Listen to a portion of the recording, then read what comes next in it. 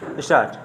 The Planning Commission has made various estimates about our resources, and they are based on a great deal of thinking and calculation. Nevertheless, they depend on so many uncertain factors. A person who is more optimistically inclined may make a better estimate, better in the sense of more hopeful estimate, while a pessimist may make a less hopeful estimate. Nobody can challenge it. For my part, I have an invincible feeling that in the final analysis, the resources of India are considerable in our people's capacity, ability, and energy, and the question arises how to reach them and how to tap them to the best advantage. I think this can be done by the realization by the people themselves that it is worthwhile doing so by their full cooperation and the like. Stop. It can never be done by government decree or by an order from above. Therefore, it becomes important that our people should realize and understand fully what this process of planning is.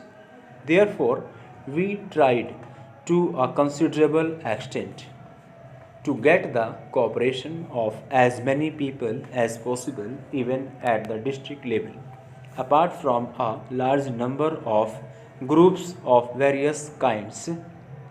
I think it may be well said that India is very conscious of planning today. I was reading a foreigner's book the other day in which he says that in India you cannot get away from this planning business. He had written it in slight irritation. Whatever you talk about, somehow they lead you to the question of planning as though everything depended on planning everywhere.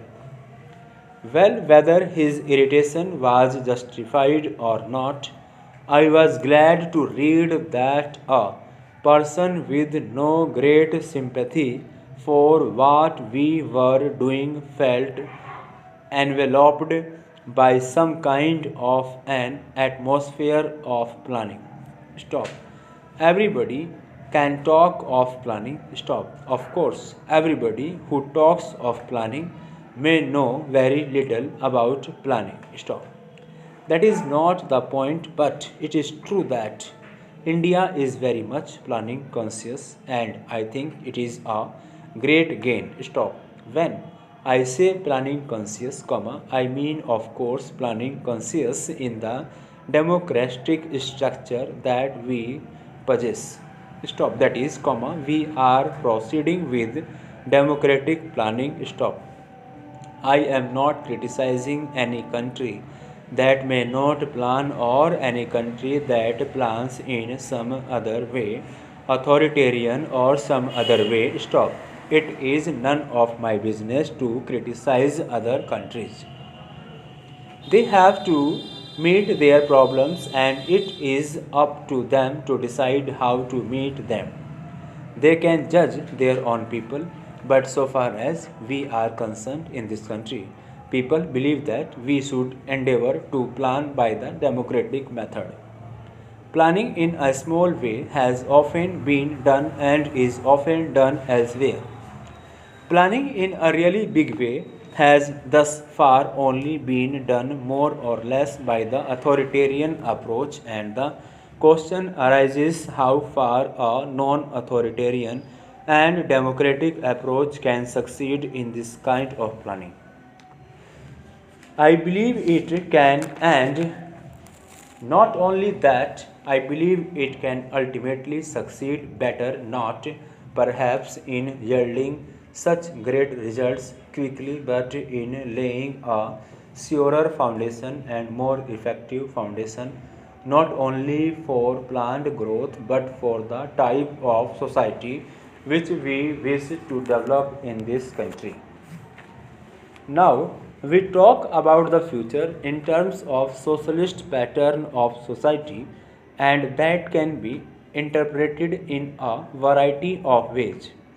I would beg this house to try to consider these great problems without using, as far as possible, words which have an emotional connotation, because then it becomes a little difficult for us to argue about the real thing.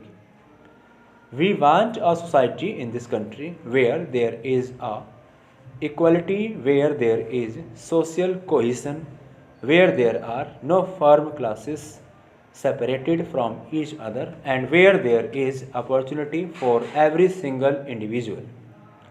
Naturally, how far an individual takes advantage of that opportunity depends a great deal on that individual, on his physical or mental or spiritual or whatever it is make up, because everybody is not alike. It is obvious that everybody is not either mentally or physically alike, but we should always ensure the same measure of opportunity to everyone. Now, it is not enough to say that we shall ensure the same measure of opportunity if the measure of opportunity is so low that there is practically no opportunity.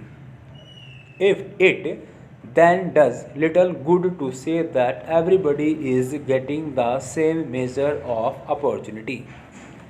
It is not much good saying that everybody has the same measure of opportunity on poverty level, because that means lack of opportunity to everybody. Therefore, in order to give that opportunity, we have to have something to give. Stop. That is to say, we have to get out of poverty and lack of opportunity. We have to produce wealth, because only out of that can we produce the things that are necessary for people to have that opportunity we crave for. Stop. So, it comes round to our producing the things that we require. When we use the word wealth, of course, there is no significance except in regard to the physical things that we require, whatever we may require, whether it is food or clothing or housing or hundreds and thousands of other things that are necessary. Education, health, and all that are the things that we require and that we want to place before everyone. How do we do that? There was considerable argument about a year ago about what was called physical planning and financial planning, as if there was an inherent contradiction between the two. Many people thought that the use of this term physical planning was dangerous and was meant to turn our approach in a wrong and harmful direction. Now, I do not understand how there can be any planning of any kind without physical planning. Obviously, whatever you may plan, you have a plan for the goods. You have to plan for food. Stop.